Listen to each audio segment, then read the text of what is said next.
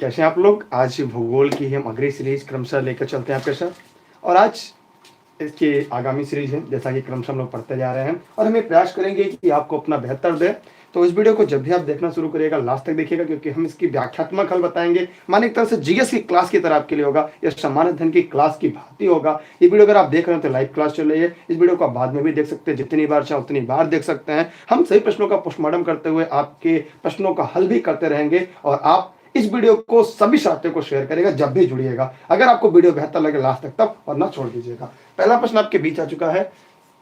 निम्नलिखित में से इकाई की पहचान कीजिए। यहाँ विषम इकाई का मतलब क्या है, आइए इस बात को पहले समझने का प्रयास करते हैं। माने इसमें तीन विकल्प आपस में किसी न किसी तरह से एक है और एक उसमें से बेमेल है। इसको विषम इकाई कह सकते हैं, बेमेल कह सकते हैं। बेमेल को पहचानिए। तो बड़ा अपने आप में एक कठिन सा सवाल लग रहा है, इसे बेमेल कौन सा हो सकता है, मतलब इसमें क्या ऐसी है जो बेमेल जैसी हो। तो आइए देखते हैं उसमें बेमेल क्या है, या क्या ऐसी चीज है जो हमें बेमेल जैसी प्रतीत होती है। लाल सागर, काला सागर, कैस्पियन सागर, मृत सागर। अगर मैं पूछूं इसमें से कौन सा अलग है, कौन सा डिफरेंट है, क्यों है, तो ये भी आपको जवाब देना है। चलिए देखिएगा, इसका जो विकल्प होगा वह आपका उत्तर ए होगा। ए क्यों होगा, एक बड़ा सवाल कि ए ही क्यों होगा, बी क्यों नहीं, सी क्यों नहीं, डी क्यों नहीं। तो आइए इसके बारे में हम बताते हैं।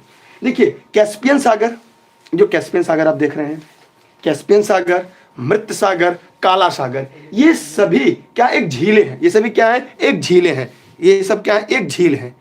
मैंने पेड क्लास में पढ़ा रहा था, किसी ने क्रॉस क्वेश्चन किया तो मैंने बताया था ये तीनों झीलें हैं। जबकि जो लाल है ये सागर है। ये क्या है, एक सागर, एक ओशियन का उदाहरण है। ये क्या है, एक सागर, एक ओशियन का उदाहरण है। जबकि काला सागर, कैस्पियन सागर, मृत सागर, ये सभी एक झीलें हैं, झील का उदाहरण है। इसलिए आपका जो विकल्प होगा वो ए इसका राइट आंसर होगा। आपको ये समझ में आया मैंने किस आधार पर लाल सागर कहा, किस आधार पर मैंने लाल सागर बताया। अगर स्पष्ट हो गया होगा तो आप कमेंट करके बताइएगा, आपको समझ में आ गया।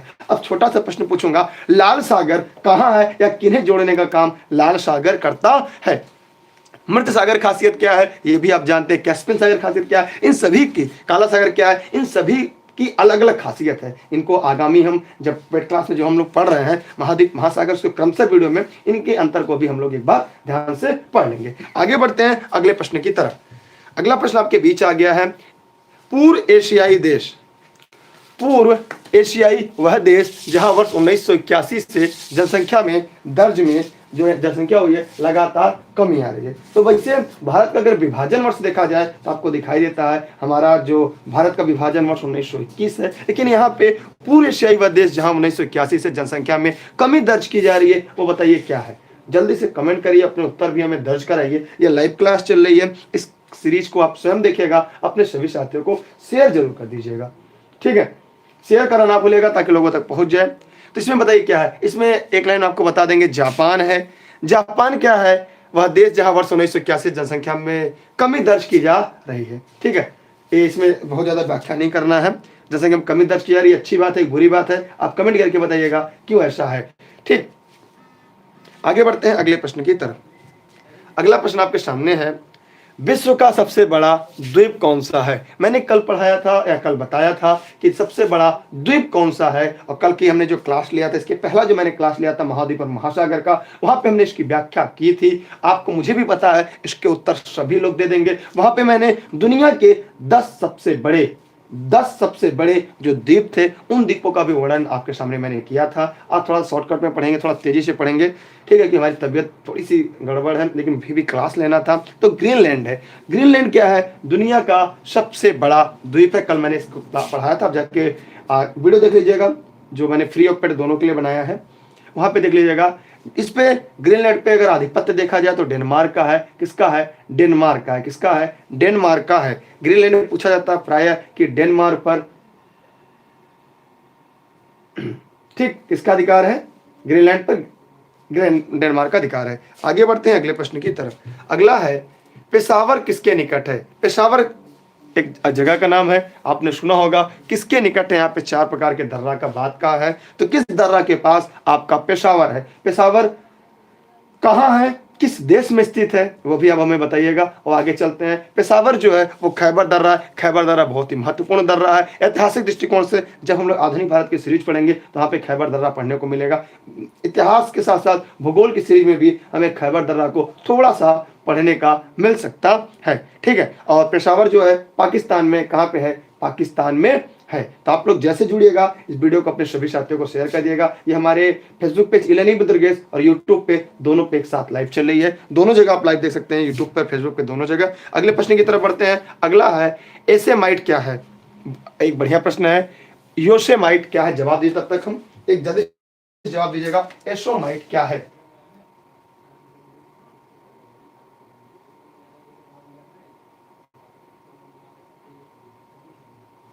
बताइए। योसेमाइट क्या है। देखिए योसेमाइट क्या है, अगर आप बताएंगे तो ठीक है, नहीं बताएंगे तो हम आगे बढ़ते हैं। योसेमाइट एक प्रकार का झरना है, एक प्रकार का है झरना है। इसके बारे में थोड़ा सा बता दें। योसेमाइट जो है वो कैलिफोर्निया की सियरा नेवादा में है। योसेमाइट क्या है, सियरा नेवादा में, सियरा, मैंने पेट क्लास वाले में पढ़ाया है, सियरा नेवादा है, सियरा नेवादा लिख लीजिएगा। ये कैलिफोर्निया के सियरा नेवादा में उद्यान। ये क्या है, एक राष्ट्रीय उद्यान है। पहले से तो इसको जानिएगा, ये क्या है, एक राष्ट्रीय उद्यान है, एक राष्ट्रीय उद्यान है। ये क्या है, एक राष्ट्रीय उद्यान है। और राष्ट्रीय उद्यान के साथ साथ क्या है, में स्थित एक झरना है। माने राष्ट्रीय उद्यान में स्थित एक प्रकार क्या झरना है, योसेमाइट राष्ट्रीय उद्यान में स्थित एक झरना है। क्या है, एक झरना है। ठीक है,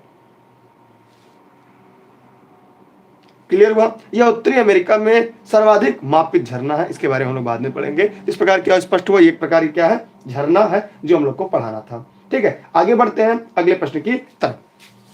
ये हमने पेट क्लास से पढ़ाया था योसेमाइट, अगर आपने पढ़ा होगा तो आपको याद होगा, झरना है सियरा नेवादा, ये राष्ट्रीय उद्यान है। कहाँ है, योसेमाइट कैलिफोर्निया की सियरा नेवादा, ये योसेमाइट राष्ट्रीय उद्यान में स्थित एक प्रकार का झरना है। आगे बढ़ते हैं अगले प्रश्न की तरफ हम। अगला प्रश्न आपके सामने आ चुका है। बाल्टिक सागर के बंदरगाह व्यापार के लिए सर्दियों में क्यों खुले रहते हैं। तो बाल्टिक सागर जो है इसका सर्दियों के मौसम में इसके जो बंदरगाह क्यों खुले रहते हैं, 4 विकल्प है। उष्णकटिबंधीय पट्टी में उत्तरी अटलांटिक प्रवाह, गर्म सागर धारा व क्षेत्र बहती है, स्थानीय रक्षक इसे गर्म रखते हैं, पश्चिमी विक्षोभ तापमान में काफी वृद्धि कर देते हैं। क्या ऐसा कारण है, बताइए, जल्दी से बताइए क्या होगा इसका। और टाइम बर्बाद ना करें क्योंकि हमें थोड़ा सा जल्दी से जल्दी पढ़ाना है, आपको कॉन्सेप्ट को जल्दी क्लियर करके आगे बढ़ना है।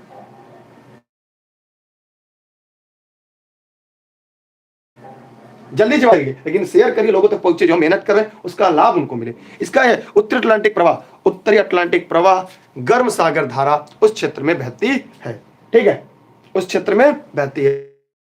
इसका जवाब आपके सामने है। अब क्या है इसके बारे में देख लीजिएगा। यह उत्तरी अटलांटिक प्रवाह है, गर्म सागर धारा वह क्षेत्र में बहती है। ठीक है, यह ब्रिटिश उपमहाद्वीप और उत्तरी यूरोप के किनारे को गर्म रखता है। मैक्सिको की खाड़ी के बाद यह उत्तर पूर्व की ओर गर्म खाड़ी प्रवाह के रूप में आगे बढ़ता है। बस इससे ज्यादा इसको नहीं पढ़ना है। ठीक है, आगे बढ़ते हैं अगले प्रश्न की तरफ। अगला प्रश्न आप में से आ गया। चलिए, यहाँ क्या है, रेगिस्तानों को सही क्रम में बताना। चलिए, नीचे वाला नहीं, यहीं पे बताइए जल्दी जल्दी क्या क्या होगा। देखते हैं सबसे पहले कौन बताता है। कालाहारी, कालाहारी बताइए कहाँ पे है, कालाहारी मरुस्थल कहाँ पे है, कालाहारी मरुस्थल कहाँ पे है। देखते हैं सबसे पहले जवाब कौन देता है। कालाहारी कहाँ पे है, कालाहारी कहाँ पे है, तो कालाहारी कहाँ पे, जल्दी बताइए, कालाहारी कहाँ है। कालाहारी अफ्रीका महाद्वीप, कालाहारी अफ्रीका में है। अटाकामा दक्षिणी अमेरिका में है। अटाकामा कहाँ है, दक्षिणी अमेरिका में है। थार भारत या एशिया में है। ग्रेट विक्टोरिया ऑस्ट्रेलिया में। इस प्रकार हमने देखा कालाहारी अफ्रीका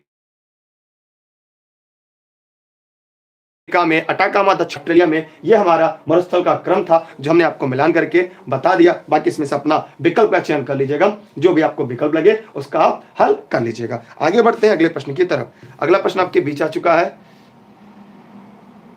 हाँ, नुग्लट्रम किस देश की मुद्रा है, बताइए किस देश की मुद्रा है। नुग्लट्रम किस देश की मुद्रा है, जल्दी से बताइएगा, जल्दी बताइएगा। नुग्लट्रम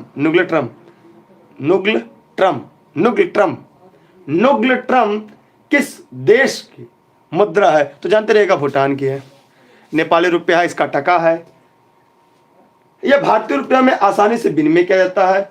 यह वर्ष 1974 से भूटान की मुद्रा, कब से करे पूछ दे कब से है, तो ये 1974 से यह किसकी मुद्रा है, यह भूटान की मुद्रा 1974 से न्यूक्लियर, ठीक है। यह जैसे एक रुपए में 100 पैसे होते हैं, ये 6 टूम में विभाजित होता है। ये एक न्यूक्लियर, एक सेकंड रुक जाइएगा, एक न्यूक्लियर बड़ा खतरनाक लगते हैं। न्यूट्रन बराबर क्या होता है, किसी को पता है? एक न्यूट्रन बराबर क्या होता है? 100 6 टूम, 100 6 टूम। देखिए 100 6 टूम क्या होता है, जैसे हमारे यहाँ क्या होता है, एक रुपया बराबर 100 पैसा होता है। उसी प्रकार जो भूटान की मुद्रा न्यूक्लियट्रम 1974 में आई थी, एक न्यूक्लियट्रम बराबर 100 6 टूम होता है। 100 6 टूम होता है। कितना होता है? 100 6 टूम। लिखना चाहे लिख ले, बाकी आपकी इच्छा। अगर आपको समझ में आ रहा है कि लिखना चाहिए तो लिख लीजिएगा। आगे बढ़े अगले प्रश्न की तरफ, स्क्रीनशॉट चाहे तो ले लीजिएगा, ये थोड़ा सा महत्वपूर्ण था आपके लिए, बाकी आपकी इच्छा। अगला प्रश्न आपके सामने आता है, जोड़ा बनाना है। अच्छा चलिए जोड़ा बनाइए जल्दी से। क्या बनाना है जोड़ा? अच्छा, London, Vatican city, Moscow, New York. बताइए इसमें से क्या क्या चीजें हैं आपको मिलाना है। लंदन में क्या है बताइएगा?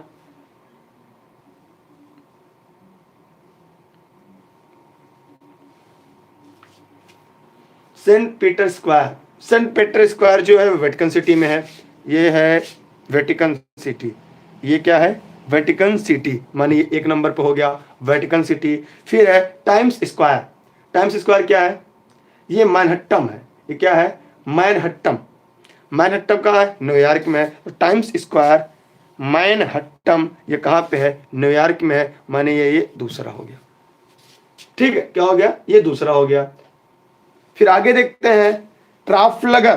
Trafalgar square. ट्राफलगर स्क्वायर कहाँ है बताइएगा? टल चौक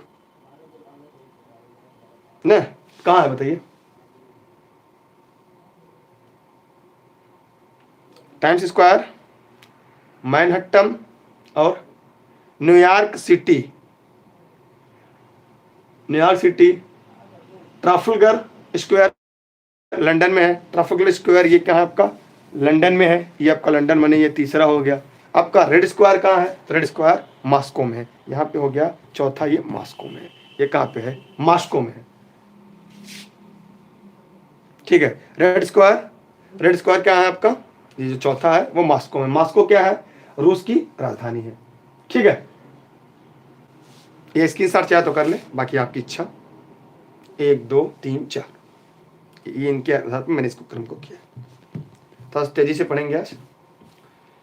अगला है यूरोप की सबसे लंबी नदी कौन सी है? यूरोप महाद्वीप की सबसे लंबी नदी कौन सी है? यूरोप महाद्वीप की सबसे लंबी नदी कौन सी है? जल्दी जवाब दीजिएगा और शेयर करते रहिएगा अपने सभी साथियों को। अगर आपको ऑनलाइन क्लास ज्वाइन करना उसके लिए आप 6306344367 पर व्हाट्सएप कर सकते हैं। नोट्स भी उपलब्ध है। साथ ही साथ टेलीग्राम पे जुड़े रहेगा। टेलीग्राम ऐप इंस्टॉल करेगा, सर्च करेगा दुर्गेश सर, बिना स्पेस दिए जुड़ेगा ई लर्निंग विद दुर्गेश से। और फेसबुक पेज भी हमारा ई लर्निंग विद दुर्गेश से स्वयं जुड़िएगा। सभी साथियों को इन्वाइट करिएगा। अगर आप फेसबुक यूजर है तो इस वीडियो को शेयर कर दीजिएगा। यूट्यूब पे देख रहे हैं तो भी शेयर कर दीजिएगा। तो देखिए इन सभी के अलग है, रोन के अलग है, वोल्गा अलग है, डानूब अलग है, राइन है, ये कोयला वाली नदी। इसके बारे में जब हम लोग क्लास पढ़ेंगे तो वहां पे हम लोग देखेंगे। ठीक है, तो यहाँ पे हम देखेंगे इसकी होगी जो उत्तर वो होगा वोल्गा नदी। क्या होगी? वोल्गा नदी। लंबाई के दृष्टिकोण से, निर्वहन के दृष्टिकोण से, जल के मामले में वोल्गा नदी जो होती है वह यूरोप की सबसे लंबी नदी है। यह रूस के पश्चिमी भाग से बहती है। ये कहाँ बहती है? रूस के पश्चिमी भाग से बहती है और इसके व्यापक रूप में रूस की राष्ट्रीय नदी के रूप में माना जाता है। राष्ट्रीय नदी भी कहलाती है। यह रूस की जो राष्ट्रीय नदी वोल्गा को कही जाती है। इस प्रकार हमने देखा कि यूरोप की जो सबसे लंबी नदी है वोल्गा नदी है। जो रूस है, रसिया है, वो सबसे ज्यादा हिस्सा एशिया में, लेकिन उसकी जो राजधानी मॉस्को है वो यूरोप में, इसलिए रसिया को यूरोप का भी देश कहा जाता है। तो वोल्गा कहाँ की? यूरोप की सबसे लंबी नदी है। लंबाई के दृष्टिकोण से, निर्भर के दृष्टिकोण से, जल मामले में वोल्गा जो है यूरोप की सबसे बड़ी नदी है यूरोप महाद्वीप की। ये रूस के पश्चिमी हिस्से से बहती, पश्चिमी हिस्सा तभी तो आएगा यूरोप। और इसके व्यापक रूप में राष्ट्रीय नदी मानी जाती है कहाँ की? यूरोप।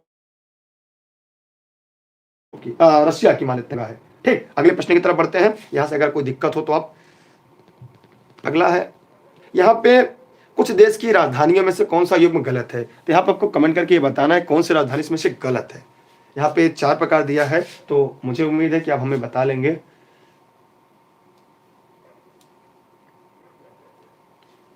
इसमें गलत पूछा मैंने, 3 सही है और 1, आप लोग कमेंट करके जवाब दीजिएगा। थोड़ा सा नेटवर्क इशू हो जाता है, उसके लिए माफी चाहते हैं, क्योंकि लाइव क्लास है तो नेटवर्क इशू थोड़ा बहुत हो जाता है, उसके लिए माफी चाहते हैं। लेकिन अब वीडियो को देखते रहिएगा, सभी साथियों को शेयर कर दीजिएगा। तो उसमें से कौन सा है बताइए, कौन सा गलत है, क्या होगा? गलत है तो क्यों है, सही है तो क्यों है? देखिए, स्विट्जरलैंड की जो राजधानी है वो बर्न है, क्योंकि पहला विकल्प है वो क्या है, बर्न है। ठीक है, जिनेवा नहीं है। ठीक, स्विट्जरलैंड की राजधानी बर्न है। और 5वां सबसे आबादी वाला शहर है, विश्व का 5वां सबसे आबादी वाला शहर है। बर्न क्या है, स्विट्जरलैंड की राजधानी। ऑस्ट्रिया का वियना सही है, डेनमार्क कोपेनहेगन सही है, फिनलैंड का हेलसिंकी। ये सभी इंपॉर्टेंट है, ये सब याद करिएगा। ऑस्ट्रिया एक ऑस्ट्रेलिया है, एक ऑस्ट्रिया है। ऑस्ट्रेलिया स्वयं एक महाद्वीप है, एक ही देश है। ऑस्ट्रिया यूरोप महाद्वीप का एक देश है। ठीक है, और जिनेवा जी, डेनमार्क कोपेनहेगन, ये सब इंपॉर्टेंट है। डेनमार्क, जैसे अभी मैंने पूछा ग्रीनलैंड पे किसका अधिकार है, तो आपने कहा डेनमार्क। डेनमार्क की राजधानी क्या है, कोपेनहेगन। और फिनलैंड का पूछा जाए तो हेलसिंकी है आपका। ठीक, स्विट्जरलैंड का बर्न है, ऑस्ट्रिया का वियना है। इसका उत्तर क्या होगा, ए इसका राइट आंसर। जो गलत है वही सही, क्योंकि नहीं पूछा है।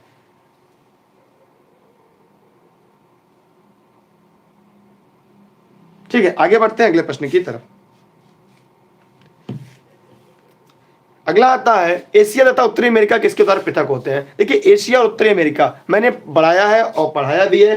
पेड क्लास वाले में जब हमने महाद्वीप शुरू की थी, वहां पे हमने नॉर्थ अमेरिका जब पढ़ाया है, अभी पढ़ा भी रहे क्रमशः, तो वहां पे आपने देखा होगा मैंने इसको व्याख्या करके बताया था और आपने लिखवाया भी था। आप अपने नोट्स को भी देख लीजिएगा, नोट्स में इसको साफ साफ वर्णन करता है, लेकिन अलग अलग बात ना करके हम इनके टॉपिक पे आते हैं। वैसे बात जल डमरू क्या है, डोवर क्या है, बेरिंग क्या है, कुक जल डमरू क्या है, इन सभी के बारे में बात करें, सब क्या क्या है, लेकिन उससे कोई मतलब नहीं है। टॉपिक पे बढ़ते हैं, थोड़ा सा जल्दी में आज पढ़ाना है। तो बेरिंग जल डमरू मध्य होगा। क्या होगा, बेरिंग जल डमरू मध्य होगा। यह उत्तरी अमेरिका और एशिया को अलग करती है, पृथक करती है, बांटती है। यह जल डमरू आर्कटिक सर्कल के दक्षिण में स्थित है, आर्कटिक सर्कल के दक्षिण में स्थित है, इसलिए इसका उत्तर जो होगा तीसरा सही है। बेरिंग जल संधि याद रखेगा, क्योंकि जब हम लोग अंतरराष्ट्रीय तिथि रेखा इंटरनेशनल डेडलाइन पढ़ते हैं तब भी इसका जिक्र होता है, इसलिए इसे एक बार अच्छे से देख लीजिएगा, पढ़ लीजिएगा, समझ लीजिएगा। फिर कोई दिक्कत हो तो आप कमेंट करके हमसे पूछ लीजिएगा। और अगर आपको मैं जो क्लास पढ़ा रहा हूँ, ये 14वीं सीरीज है, इसकी प्रत्येक सीरीज देखिएगा, नंबर 1 से देखिएगा, और मेरी गारंटी है कि आपको भूगोल के वो महत्वपूर्ण प्रश्न मिल जाएंगे जहां से आपके परीक्षा में प्रश्न पूछे जाते हैं। जरूरी नहीं कि आपको बहुत पढ़ना पड़े, कम पढ़कर भी आप ज्यादा स्कोर कर सकते हैं, क्योंकि यहाँ पे उनसे चुनिंदा प्रश्न हम आपके बीच लेकर आए हैं। अगला है ग्रैंड कैनियन। ग्रैंड कैनियन किस नदी में है, कैनियन किस नदी में है? देखिए, जब मैं पढ़ा रहा था महाद्वीप, तो कुछ लोगों ने कमेंट किया कि सर हम शिक्षक भर्ती प्राइमरी अपर प्राइमरी बीओ के लिए पढ़ रहे हैं, आप इतनी डीप में क्यों पढ़ाते हैं? तो नॉर्थ अमेरिका में देखिए, मैं पढ़ाते समय में मैं डीप में बेशक पढ़ाता हूँ, लेकिन मैं केवल की पॉइंट लिखवाता हूँ जो परीक्षा में पूछा जाता है। अगर कोई व्यक्ति ऐसा हो, अभी तो मुझे लगता है कोई लाइव होगा नहीं होगा, जिन्होंने पेड क्लास ज्वाइन किया है, चाहे वो ऑफलाइन हो चाहे ऑनलाइन हो, अगर कोई हो तो उसमें ये बताएगा कि ग्रैंड कैनियन क्या मैंने लिखवाया है या नहीं लिखवाया है। जी हाँ, मैंने ग्रैंड कैनियन को लिखवाया है। ग्रैंड कैनियन संयुक्त राज्य अमेरिका और एरिजोना राज्य में कोलोराडो नदी है। एरिजोना राज्य के बारे में मैंने बताया था, एरिजोना राज्य में कोलोराडो नदी द्वारा निर्मित एक घाटी है। किस नदी द्वारा? कोलोराडो द्वारा। ठीक है, कोलोराडो द्वारा क्या है, निर्मित एक घाटी है। इस घाटी में हजारों वर्षों से अमेरिका के मूल निवासी रहते हैं। इसका उत्तर क्या होगा? ये होगा कोलोराडो होगा। ठीक है, कोलोराडो नदी द्वारा निर्मित एक घाटी है। बाकी मैंने आपको ओहायो मिसिसिपी पढ़ाया, कोलंबिया पढ़ाया, मिसौरी पढ़ाया, सभी नदियां भी हमने क्लास में आपके पेड क्लास में मैंने पढ़ा दिया है, और प्रमुख प्रमुख तथ्यों को ही पढ़ाया। पूरी उत्तरी अमेरिका भी नहीं पढ़ाया, लेकिन फिर भी हमने ये प्रयास किया है कि भविष्य में आपके सामने यदि किसी प्रकार कोई प्रश्न आए तो प्रश्न भी आपके गलत ना हो, इस बात का भी हमने पूरा पूरा ख्याल रखा है। अगले प्रश्न की तरफ हम आगे बढ़ते हैं। अगला प्रश्न आपके बीच आ जाता है, समुद्र के जल के दिन में 2 बार तालबद्ध उतार चढ़ाव को क्या कहते हैं? अब कहेंगे सर ये तालबद्ध क्या होता है? आइए मैं इसके बारे में व्याख्या भी करके आपको बताऊंगा। तालबद्ध क्या होता है? माने पानी को ऊपर जाना, नीचे आना, आप देखेंगे कि एक बार ज्वार पुनः ज्वार आने में 12 घंटा 26 मिनट, पूरे ज्वार आने में 24 घंटे 52 मिनट का अंतर होता है, 13 मिनट के बाद भाटा का अंतर आता है। तो ये सभी मैंने क्लास में बताया, एक वीडियो में मैंने इसकी, इसीलिए मैंने कहा ना सारी वीडियो देखिएगा, क्योंकि सभी वीडियो देख लेंगे तो आपका संपूर्ण भूगोल पर एक पूरा कमांड हो जाएगा। तो इस प्रकार ज्वार भाटा उसे कहते हैं। ठीक है, क्या कहते हैं उसे? ज्वार भाटा कहते हैं। ठीक है, ये पृथ्वी के गुरुत्वाकर्षण शक्ति, सूर्य चंद्रमा, पृथ्वी के सूर्य चंद्रमा के आकर्षण शक्ति के कारण ज्वार आता है, ऊपर उठने को ज्वार, नीचे को भाटा कहते हैं। जब सूर्य चंद्रमा और पृथ्वी एक सरल रेखा, सीधी रेखा ऋजु कोण में होती है तो समय लघु ज्वार आता है, लेकिन जब दीर्घ ज्वार आता है, लेकिन जब वो समकोण पर होती है, 90 अंश के कोण पर होती है, तब वहां पे लघु ज्वार आता है। ठीक है, इसके बारे में ढेर सारी बातें कर लेंगे हम लोग आगे चलकर। तो यहाँ पे इसका उत्तर जो होगा वो ज्वार भाटा होगा। यहां से कोई दिक्कत? हाई टाइड, लो टाइड को नीप टाइड भी कहते हैं। ठीक है, आगे हम लोग बढ़ते हैं अगले प्रश्न की तरफ। यहाँ से कुछ पूछना तो पूछ सकते हैं, इसकी शॉर्ट चाहे तो रख सकते हैं इस प्रश्न की। आगे बढ़ रहे अगले प्रश्न की तरफ। लघु ज्वार भाटा होते हैं। अभी जस्ट मैंने बताया लघु ज्वार भाटा कैसे होते हैं। अभी देखिए कुछ देर पहले मैंने बताया कि लघु ज्वार कब होते हैं। आइए इसके बारे में एक छोटा सा एग्जांपल ले लेते हैं। जैसे यहाँ पे आपका अर्थ हो गया, यहाँ पे क्या हो गया, हमारी पृथ्वी हो गई, यहाँ पे हमारा सूर्य है, क्या हो गया, सूर्य है। या तो चंद्रमा यहाँ रहे या तो चंद्रमा यहाँ रहे, मतलब साफ है कि यदि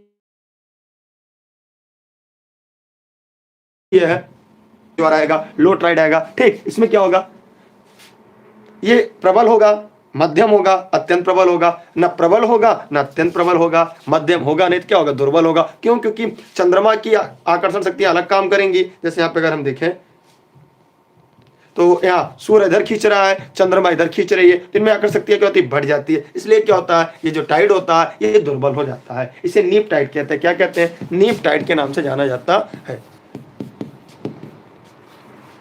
ठीक है, नीप टाइड के नाम से जाना जाता है। इस अर्थात से लघु ज्वार भाटा कहते हैं। ठीक है, यहां से कोई दिक्कत है, कोई समस्या आपको? इसलिए मैंने कहा स्टार्टिंग से वीडियो देखते चलेगा, कहीं ना कहीं मैंने इसकी व्याख्या की है और व्याख्या में पूरा करता हूं। ठीक है, कभी कभी ऐसा होता है कि समय का अभाव होने की वजह से हम तेजी से पढ़ाते हैं, वरना हम पूरी तरह से विस्तृत व्याख्या करके ही आपको पढ़ा की इच्छा हम इरेज करने जा रहे हैं जी। अगले प्रश्न की तरफ बढ़ते हैं। ज्वालामुखी रिंग ऑफ फायर, कल की क्लास में हमने पढ़ाया था कि रिंग ऑफ फायर घेरा किस महासागर संबंधित है। अगर आपने मेरी रेगुलर क्लास ली होगी आप इसका उत्तर तुरंत बता देंगे कि रिंग ऑफ फायर क्या है। रिंग ऑफ फायर क्या है, किस लिए ये विख्यात है, मैंने ये बताया था, कल की क्लास में बताया था, इसके पहले भी वीडियो मैंने पढ़ा दिया है। रिंग ऑफ फायर, इसे अग्निक वलय या आग का गोला कहते हैं। ये प्रशांत महासागर द्रोणी या प्रशांत महासागर के चारों तरफ है, क्योंकि हम देखते हैं प्रशांत महासागर सिकुड़ रहा है, वह प्लेटें अन्य प्लेटों के नीचे आ रहे हैं, मतलब उत्तर दक्षिणी अमेरिका, इधर एशिया ऑस्ट्रेलिया उसे दबाए जा रही है। ठीक है, ये महासागर द्रोणी में स्थित वह क्षेत्र है जहां बड़ी संख्या में भूकंप और ज्वालामुखी के उद्गार होते हैं, इसीलिए इसे ज्वालामुखी, रिंग ऑफ फायर या गोला, आग का गोला, अग्निक वलय के नाम से जाना जाता है। दुनिया की, पूरी दुनिया की, वर्ल्ड की 75% से अधिक सक्रिय और प्रसुप्त ज्वालामुखी इसी क्षेत्र में पाए जाते हैं। जैसे में पूछ दिया जाए कि दुनिया का सबसे ऊंचा ज्वालामुखी पर्वत क्या, तो यही मिलेगा आपको। इस क्षेत्र में परिप्रशांत मेखला पेटी, सरकम पैसिफिक बेल्ट भी कहते हैं, इसे हम परिप्रशांत मेखला पेटी के नाम से भी जानते हैं। इसलिए सुनामी भी यहाँ पे जन्म देती है सबसे ज्यादा, भूकंप, ज्वालामुखी यहाँ पे सबसे ज्यादा जन्म लेने का कारण यही है कि इसको कल की वीडियो एक बार देख लीजिएगा, महाद्वीप महासागर, वहां पे मैंने इसकी विस्तृत चर्चा किया है। ठीक है, आगे बढ़ते हैं अगले प्रश्न की तरफ। अगला आता है, वह कौन सी सबसे बड़ी धारा है जिससे उसके काले पानी के कारण काली धारा कहते हैं। करंट, धारा को करंट कहते हैं। धारा से प्राय प्रश्न पूछे जाते हैं और मैंने किसी सीरीज में पढ़ाया, मुझे सीरीज का नाम नहीं याद है, किसी सीरीज में मैंने पूरा धारा को पढ़ाया है और यह भी बताया है कौन सी करंट मतलब धारा इसे कहते हैं, कौन सी धारा कहाँ कहाँ चलती है। तो आप लोग वीडियो को क्रम से देख लीजिए, अगर आपका छूट गया होगा तो प्लेलिस्ट मैंने इसका बना दिया है, 1 2 3 4 क्रम से पढ़ते जाइएगा। आज आपके सामने जो सीरीज आई है, सीरीज को भी पढ़िएगा और पिछला सीरीज पूरा आप लोग जरूर से पढ़िएगा। ठीक है, इस वीडियो को शेयर भी करते रहिएगा आप, क्योंकि और लोग के तक पहुंच जाए और लोग भी जुड़ जाएं। ये पूरी तरह से लाइव क्लास चल रही है, हम और आप पढ़ रहे हैं, आमने सामने पढ़ रहे हैं। और टेलीग्राम पे जुड़े रहेगा। टेलीग्राम में इसलिए बार बार कहता हूं क्योंकि वहां पे हम वीडियो की लिंक आपको उपलब्ध करा देते हैं और ऑनलाइन क्लास के लिए यहाँ पे आपको नंबर दिया गया, ऑनलाइन क्लास नोट्स भी हमारे यहाँ उपलब्ध है। अब देखिएगा यहाँ पे इसका जो उत्तर होगा वो कुरुशियों की धारा होगी। किसकी धारा होगी? कुरुशियों की धारा होगी। ये जापानी भाषा में कुरुशियों को काली धारा कहते हैं। किस भाषा में? जापानी भाषा में इसे क्या कहते हैं? काली धारा के नाम से इसे जाना जाता है। किसे? कुरुशियों की धारा को कहते हैं। ठीक है, यह एक गर्म समुद्री धारा है। एक प्रश्न और पूछिएगा, यह पिछली बार अगर आपने सुपर टेट दिया होगा तो आप इससे परिचित होंगे। यह एक गर्म समुद्री धारा है। यह पूर्वी एशिया, यह कहां, पूर्वी एशिया के तट से प्रभावित होती है तथा पश्चिमी हवाओं से प्रभावित होकर यह उत्तरी अमेरिका की ओर भी प्रभावित हो जाती है। यह गल्फ धारा के समकक्ष या समान है। हालांकि अगर अटलांटिक महासागर देखा जाए, अटलांटिक परिध्रुवी धारा पृथ्वी की सबसे बड़ी सागरी धारा है, लेकिन अटलांटिक अंटार्कटिक, जैसे अंटार्कटिक जो परिध्रुवी धारा है वो पृथ्वी की सबसे बड़ी सागरी धारा है। लेकिन यहाँ पे काली धारा के बारे में पूछा, इसलिए हमने इसका यहाँ पे जिक्र कर दिया। लिखना चाहे लिख लीजिएगा, अंटार्कटिक परिध्रुवी धारा पृथ्वी की सबसे बड़ी महासागरीय धारा। हो सकता है परीक्षा में कभी प्रश्न पूछ दे, जैसे यहाँ पे पूछा गया है, लेकिन इससे भी बड़ी है। ये काली शब्द न दिया होता, इसका उत्तर गलत हो जाता। ठीक है, तब अंटार्कटिका की जो धारा है, अंटार्कटिक की जो परिध्रुवी धारा है वो दुनिया, ठीक है, वो दुनिया की सबसे बड़ी कौन सी, अंटार्कटिका धारा। इसे परिध्रुवी धारा भी कहते हैं। अंटार्कटिका परिध्रुवी धारा ये दुनिया की, पूरे वर्ल्ड की सबसे बड़ी सागरी धारा है। लेकिन आप काली कह दिया इसलिए इसको कुरोशिया धारा हो जाएगी, जो जापानी भाषा में काला के नाम से जानी जाती है, काली धारा के नाम से जानी जाती है। आगे बढ़ते हैं अगले प्रश्न की तरफ हम। अगला प्रश्न आपके, समुद्र में बृहद ज्वार कब उठते हैं। कुछ देर पहले जस्ट मैंने बताया कि समुद्र में बृहद ज्वार कब उठते हैं। उसका एकदम सिंपल सा लॉजिक है। यहाँ पे हमने शोर बना दिया, यहाँ पे हमने क्या बना दिया, सन। ठीक है, यहाँ पे हमने अर्थ बना दिया, यहाँ पे हमने क्या बना दिया, अर्थ बना दिया। अब हम यहीं पे मून बनाते हैं। मून को किस कलर से बनाया जाए, हम मून को हरे कलर से बनाते हैं। चलिए, चंदा मामा है। जब यहाँ पे मून हो, स्थिति फर्स्ट, स्थिति सेकेंड, मतलब अर्थात सूर्य चंद्रमा पृथ्वी जब एक सीधी रेखा, एक सरल रेखा में होते हैं, उस दशा में क्या समुद्र में क्या होते हैं, बृहद ज्वार देखने को मिलता है। क्योंकि इन दोनों की आकर्षण शक्तियां सबसे तीव्र काम करती हैं, यहाँ पे अपकेंद्रित बल काम करती है। इस वजह से ठीक स्प्रिंग टाइड कहते हैं। जब पूर्णिमा तथा अमावस्या, इसी स्थिति को एक को पूर्णिमा एक को अमावस्या कहते हैं। तो इसका उत्तर क्या होगा, जल्दी से कमेंट करके बताइएगा। जब पूर्णिमा या अमावस्या के दिन, पूर्णिमा या अमावस्या के दिन बृहद या दीर्घ ज्वार, जिसे हम स्प्रिंग टाइड कहते हैं, इसे अंग्रेजी में हम स्प्रिंग टाइड कहते हैं। क्या कहते हैं, इसे हम स्प्रिंग टाइड कहते हैं। इसे हम स्प्रिंग टाइड के नाम से जानते हैं। इसी दिन सूर्य, पृथ्वी, चंद्रमा तीनों एक सीधी रेखा में होती है। ठीक है, इस स्थिति को युति वियुति भी कहते हैं। सिजगी भी इसी अवस्था को कहते हैं, इसे ही सिजगी कहते हैं। युति वियुति या सिजगी भी इसी अवस्था को कहते हैं। जबकि पृथ्वी की एक ओर सूर्य तथा दूसरी ओर चंद्रमा होती है, या चंद्रमा पृथ्वी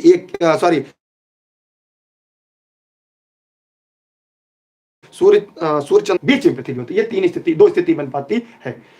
युति जो होती है अमावस्या को, युति जो होती है, लिखना चाहे देख ले, युति जो होती है अमावस्या को होती है। युति जो होती है, युति जो होती है ये सदैव अमावस्या के दिन होती है। ये किस दिन होती है, युति अमावस्या के दिन होती है। भी युति किस दिन होती है, भी युति यह पूर्णिमा के दिन होती है, यह पूर्णिमा के दिन होती है। ये आप लिख लीजिएगा, समझ लीजिएगा, कभी पूछ सकता है परीक्षा में, क्योंकि प्रश्न का स्तर लगातार बड़ी परीक्षाओं में बढ़ाता जा रहा है। इसलिए आपके लिए लिखना जरूरी है कि जो युति होती है वो अमावस्या को, जो भी युति होती है वो पूर्णिमा के दिन होती है। लिख लीजिएगा। इस स्थिति में सूर्य तथा चंद्रमा के सम्मिलित आकर्षण बल पृथ्वी पर असाधारण बल के कारण ऊंचे ज्वार की उत्पत्ति होती है। तो यहां से हम लोगों ने क्या सीखा कि पहला ये सीखा कि बृहद ज्वार जिसे स्प्रिंग टाइड कहते हैं वो कब आता है, जब सूर्य चंद्रमा पृथ्वी एक सीधी रेखा में होते हैं, अर्थात या तो अमावस्या को या तो पूर्णिमा को आते हैं, पूर्ण अमावस्या या पूर्णिमा को आते हैं। और इस स्थिति को सिजगी कहते हैं, युति या ब्यूति कहते हैं। युति कब कहते हैं, युति अमावस्या को कहते हैं। युति यह है युति कहते हैं। ब्यूति पूर्णिमा को कहते हैं, माने ब्यूति पूर्णिमा को ब्यूति की स्थिति उत्पन्न होती है। यह आप लिख लीजिएगा, हो सकता है आपकी परीक्षा के लिए महत्वपूर्ण हो। यहाँ से कई प्रश्न आपके बन सकते हैं। एक युति ब्यूति, ये सारे ऐसे प्रश्न है जो एक परिपूर्ण किताबों में नहीं मिल पाएगी, लेकिन हम जब व्याख्या करते हैं आपको कई किताबों को सार ला के आपके सामने रखते हैं। इसलिए आपके लिए वीडियो काफी महत्वपूर्ण हो जाती है। बाकी अगले प्रश्न की तरफ हम अग्रसर होते हैं। अगर आपके कोई प्रश्न हो तो पूछ लीजिएगा, कोई कमी लग रही हो, कोई सुझाव देना हो, आप अपने सुझाव फीडबैक हमारे सामने रख सकते हैं। ठीक है, स्क्रीन शॉट चाहे तो कर ले, हम तब तक के लिए वेट कर लेते हैं। आगे बढ़ते हैं अगले प्रश्न की तरफ। अगला प्रश्न है, पाक जल डमरू किसके मध्य स्थित है। यहाँ पे आपको कमेंट करके बताना है कि पाक जल डमरू किसके मध्य स्थित है। देखते हैं सबसे पहला जवाब, सबसे सटीक जवाब कौन देता है। बहुत ही आसान प्रश्न है,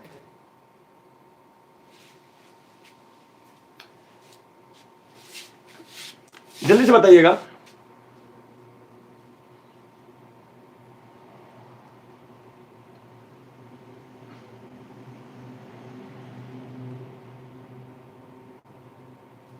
जल्दी देखिए देखिए सबसे पहले कौन जवाब देता है इसका। आइए इसके पहले इसके बारे में जान लेते हैं कहाँ, उसके बाद इनमें थोड़ा सा हम चर्चा भी कर लेते हैं।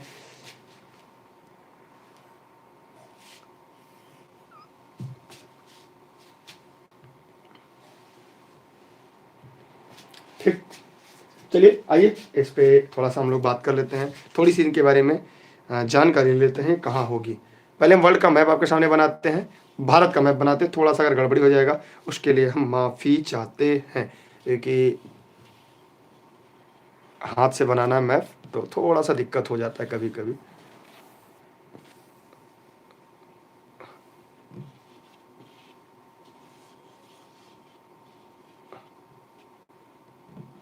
ठीक है, ये माना भारत है, माना भारत है।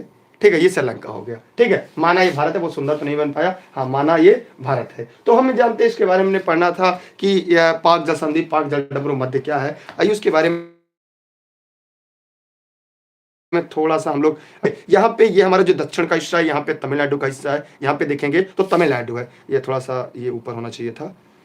ठीक है, ये तमिलनाडु, यहाँ श्रीलंका, यहाँ तमिलनाडु है। तमिलनाडु के सामने यहाँ छोटा सा किनारा निकला है जिसे कहते हैं पंबन द्वीप। पंबन द्वीप के पास यहाँ रामेश्वरम है। रामेश्वरम के आगे जाएंगे तो यहाँ पे जैसे देखिए इसको तिकोना काटते हैं, यहाँ से निकला हुआ द्वीप है जिसे हम पंबन द्वीप कहते हैं, त्रिभुजाकार है। ठीक है, इस द्वीप के आगे यहाँ पे रामेश्वरम है। रामेश्वरम के आगे यहाँ जाएंगे धनुषकोडी है। तो धनुषकोडी से लेकर यहाँ तक तलैया मन्नार है, तलैया मन्नार है। और ये श्रीलंका और ये भारत है, इनके मध्य एक जल संधि है जिसे हम पाक स्ट्रेट या पाक जलडमरू मध्य या पाक जल संधि कहते हैं। यहीं पे आपका आप देखेंगे तो यहाँ पर राम सेतु है। राम सेतु का है कि ये पंबन द्वीप का है रामेश्वरम, फिर यहाँ पे है आपका धनुषकोडी। धनुषकोडी से लेकर श्रीलंका के तलैया मन्नार तक एक पतली प्रवाल की पट्टी है जिसे हम किस नाम से जानते हैं, जिसे हम प्रायः किस नाम से जानते हैं, राम सेतु या आदम का पुल के नाम से हम लोग जानते हैं। क्या जानते हैं, आदम का पुल के नाम से उसे जाना जाता है। इसके बारे में लिखना चाहे दो चार लाइन लिख लीजिएगा। पाक स्ट्रेट या पाक जल संधि जो है ये भारत और श्रीलंका के बीच अर्थात तमिलनाडु और श्रीलंका के उत्तरी प्रांत मन्नार जिला, देखिए तमिलनाडु और श्रीलंका के उत्तरी से स्थित एक जल डमरू मध्य है। इसे पाक जल संधि या पाक जल डमरू मध्य के नाम से जाना जाता है। यह बंगाल की खाड़ी को, यह बंगाल की खाड़ी को, किसको, बंगाल की खाड़ी को, बे ऑफ बंगाल को, उत्तर पूर्व पाल की खाड़ी, उत्तर पूर्व पाक की खाड़ी और दक्षिण पश्चिम मन्नार की खाड़ी, पाक की और मन्नार की खाड़ी को जोड़ती है। ये क्या करती है, पाक और मन्नार की खाड़ी को जोड़ती है। और आप देखेंगे मद्रास प्रेसिडेंसी के governor, Madras presidency governor Robert Palk, Robert Palk लिखना हो तो लिख लीजिएगा, रॉबर्ट पाल्क, रॉबर्ट पाल्क जो थे उन्हीं के नाम पर, उन्हीं के नाम पर इस जल संधि का नाम क्या पड़ा था, पाक जल संधि या पाक जल डमरू मध्य पड़ा था। ये 1755 से 63 तक थे। ये कब से कब थे, 1755 से, ये 1755 से 63 तक थे। ठीक है, तो यहाँ पे लिखना चाहते तो लिख लीजिएगा 1755 से 63 के दौरान ये मद्रास प्रेसिडेंसी के गवर्नर थे। कहाँ के, मद्रास प्रेसिडेंसी के गवर्नर थे रॉबर्ट पाल, रॉबर्ट प्लाट के नाम पर ही इस जल डमरू का मध्य क्या रखा गया, पाक स्ट्रेट, इसे हम पाक स्ट्रेट के नाम से जानते हैं। पाक जल डमरू मध्य के नाम से जानते हैं, कौन सा, पाक स्ट्रेट। ये पाल्क होता है लेकिन हम लोग डायरेक्ट क्या पाक पढ़ते हैं, लेकिन वास्तव में क्या होता है, ये पाल्क स्ट्रेट होता है। ठीक है, यहां से कोई दिक्कत कोई समस्या, इस प्रकार इस प्रश्न का जो उत्तर उपयुक्त विकल्प होगा वो क्या होगा, जल्दी जवाब दीजिएगा। ये भारत और श्रीलंका के मध्य है। इस प्रकार इसका उत्तर क्या होगा, तीसरा होगा कि ये भारत और श्रीलंका के मध्य स्थित है। कहाँ पे, भारत और श्रीलंका के मध्य स्थित है। ठीक है, क्या आप लोग को समझ में आया या कोई कमी समझाने में, कोई भी कमी या समझाने में कोई दिक्कत आए तो आप हमें कमेंट करके तुरंत बता सकते हैं, और हम ये प्रयास करेंगे कि आपके हम कमेंट को लें और ये कमियां निकालें कि हमारे अंदर क्या क्या कमी हो रही है। ठीक, जल्दी से बताइएगा। या और अगर आपको वीडियो बेहतर लग रहा तो शेयर भी कर दीजिएगा ताकि अन्य लोगों के पास भी पहुंच जाए। अगले प्रश्न की तरफ आगे बढ़ते हैं। अगला प्रश्न आपके बीच आ चुका है, सबसे छोटा महासागर कौन सा है, सबसे छोटा महासागर कौन सा है। दिए गए 4 विकल्पों में से सबसे छोटा महासागर कौन सा है, देखते हैं सबसे पहले इसका जवाब कौन देता है। सबसे बड़ा तो आपको सबसे बड़ा है, ये क्या है, सबसे बड़ा है, तो इसका मतलब ये तो पहले गलत हो गया। अब देखते हैं इन तीनों में सबसे छोटा कौन सा है। देखिए, अगर 5 विश्व के से 5 महासागर गिने जाते हैं, जैसे प्रशांत महासागर, आर्कटिक सागर, अटलांटिक महासागर, हिंद महासागर, और कौन सा बचा, हाँ दक्षिणी प्रशांत, अंटार्कटिक, आर्कटिक। ये 5 महासागरों में से सबसे छोटा कौन सा है? तो आर्कटिक सागर जो सबसे ऊपर है, इसे उत्तर ध्रुवी सागर के नाम से जानते हैं। अटलांटिक, सॉरी, ये होगा आर्कटिक, इसे उत्तर ध्रुवी सागर के नाम से जानते हैं। ये उत्तर ध्रुवी सागर जो है विश्व के जो 5 महासागर है उनमें सबसे छोटी है। यह देखा जाए तो ग्रीनलैंड, कनाडा, नॉर्वे, अलास्का, रूस की सीमाओं से घिरा हुआ है। ये पूरे वर्ष के दौरान पूर्णतः बर्फ से ढका रहता है। क्या रहता है? पूरे वर्ष बर्फ से ढका रहता। आगे बढ़ते हैं। ऐसे आधे घिरे हुए तटीय जल समूह का जिसका खुले समुद्र में निर्वात जल प्रवाह क्या कहते हैं? जवाब दीजिएगा। ये हमने लिखवाया है, पढ़ाया भी है, ये हमने क्लास में पढ़ाया है और उम्मीद करते हैं कि आप हमें इसका जवाब जरूर सही देंगे। देखते हैं सबसे सही जवाब कौन देता है।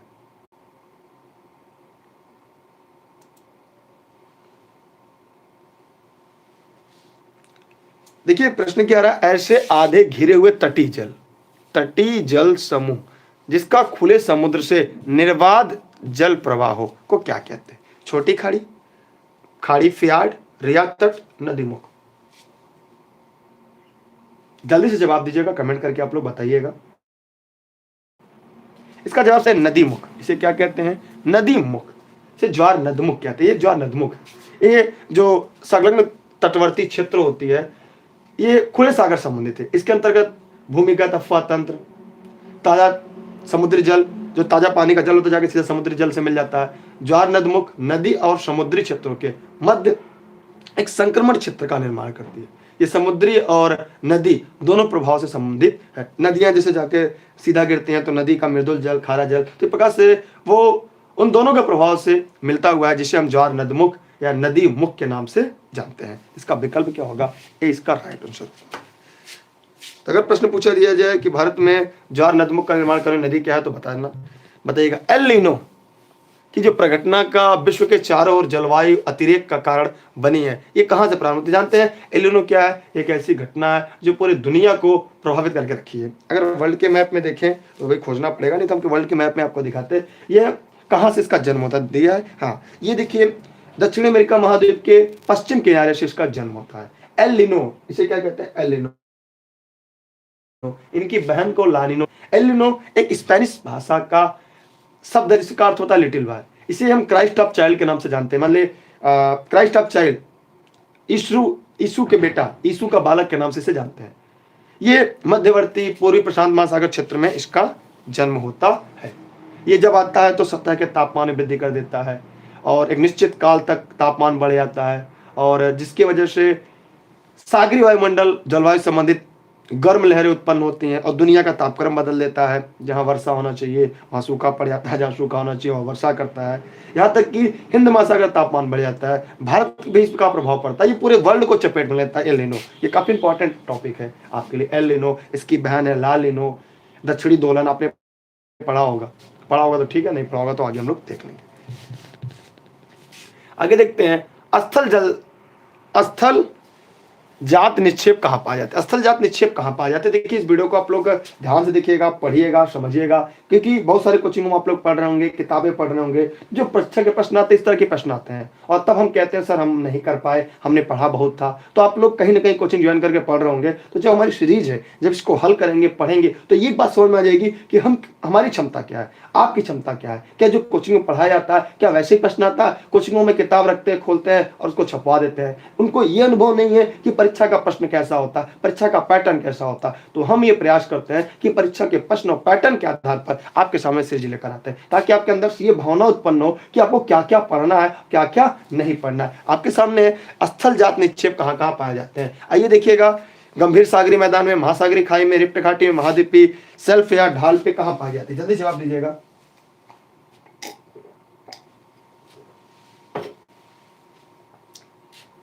अगर समुद्र विज्ञान का अध्ययन करें तो समुद्र विज्ञान जो स्थल जात होता है, लिखना चाहे लिख लीजिएगा। समुद्र विज्ञान के अंतर्गत लिखना चाहे लिख लीजिएगा। समुद्र विज्ञान के अंतर्गत स्थल जात निक्षेप या अवसाद की जो उत्पत्ति होती है, जो निर्माण होता है, जो जन्म होता है, वो भूमि पर जो जमीन होती है चट्टानों के अपरदन से हुई है। अगर इसके बारे में देखा जाए तो समुद्र के विरुद्ध ये पर्यावरण से हुई है। इसका जो निर्माण होता है स्थल जात, जो स्थल जात निक्षेप होता है, जिसका निर्माण नदियों द्वारा समुद्र में जो बहाकर रेत लाई जाती है, कीचड़ लाया जाता है, गाद लाया जाता है, मतलब ये मुख्यतः महाद्वीपीय सेल्फ ढाल, जो प्राय महाद्वीप के ढाल एवं अंतर समुद्री दर्रों को एकत्रित कर लिया जाता है, ये होगा। मतलब सीधी सी बात है, ये स्थल जात निक्षेप क्या, जो नदियां काट कर लाके समुद्र को पाटने का काम करती हैं, एक लाइन में समझ लीजिएगा, वही को महाद्वीपीय सेल्फ या ढाल के नाम से जाना जाता है। ठीक, इसलिए पढ़ने के साथ साथ आप किसी कोचिंग संस्था में पढ़ें, लेकिन इस बात का ध्यान रखिएगा कि परीक्षा में प्रश्न इस तरह से आते हैं, और परीक्षा के प्रश्न अगर आप नहीं कर पा रहे हैं तो फिर पढ़ना हमारा आपका व्यर्थ है, हमें किताबों को चयन करना व्यर्थ है। इसलिए हम आपके सामने सीरीज लेकर आते हैं प्रतिदिन, हमारा पहला उद्देश्य होता है। बहुत लोग कहते हैं हमारे यहाँ ये पढ़ाई ये क्वेश्चन है, अगर ये क्वेश्चन की सीरीज पढ़ लेंगे, मेरी अल्लिनो, लालिनो, एलिनो। अल्लिनो हमारे मानसून को प्रभावित करता है, उसका मूल नाम क्या है? आप जरा कमेंट करके बताइएगा। अल्लिनो जो हमारे मानसून को प्रभावित करता है, उसका मूल नाम क्या है?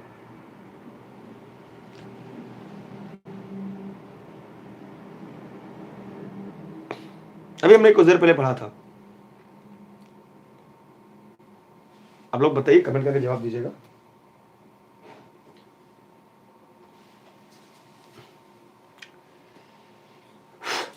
सही जवाब है प्रशांत महासागर। अभी कुछ देर पहले हम लोगों ने पढ़ा था, ये प्रशांत महासागर में जन्म लेती है।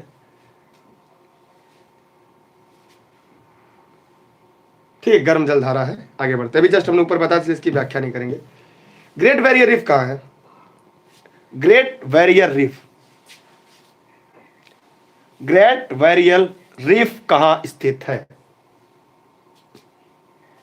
अभी मैंने क्वेश्चन की सीरीज जो हमने शुरू किया था, वहां पे भी मैंने ये प्रश्न पूछा था फेसबुक पेज पे, वहां पे मैंने आपसे पूछा था, आप लोगों ने जवाब भी दिया था। ग्रेट बैरियर रीफ कहाँ है?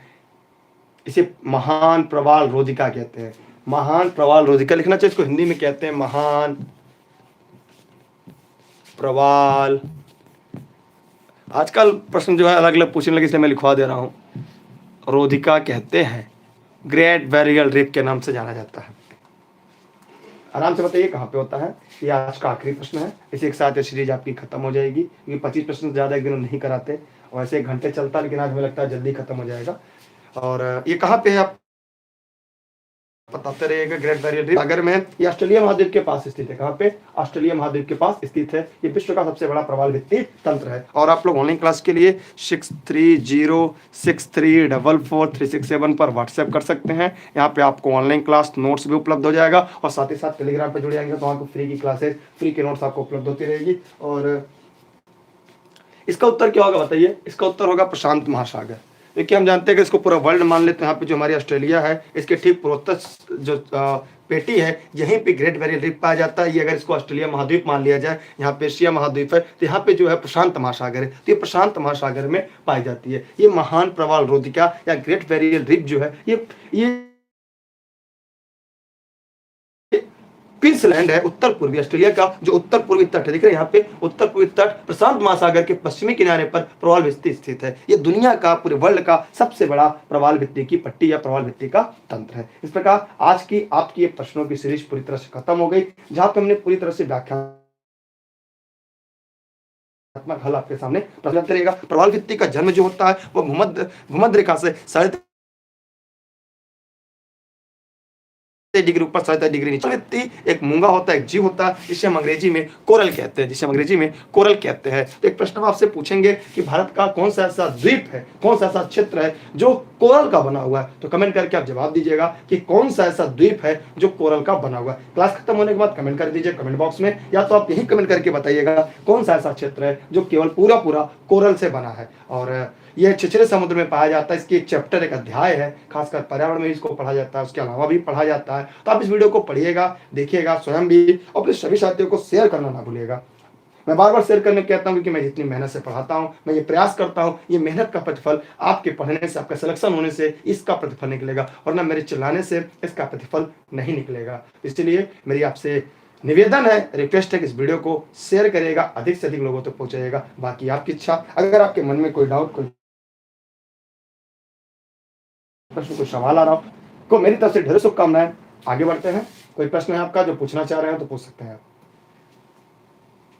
कोई प्रश्न आपके मन में आ रहा हो, कुछ पूछना चाह रहे हो तो पूछ लीजिएगा।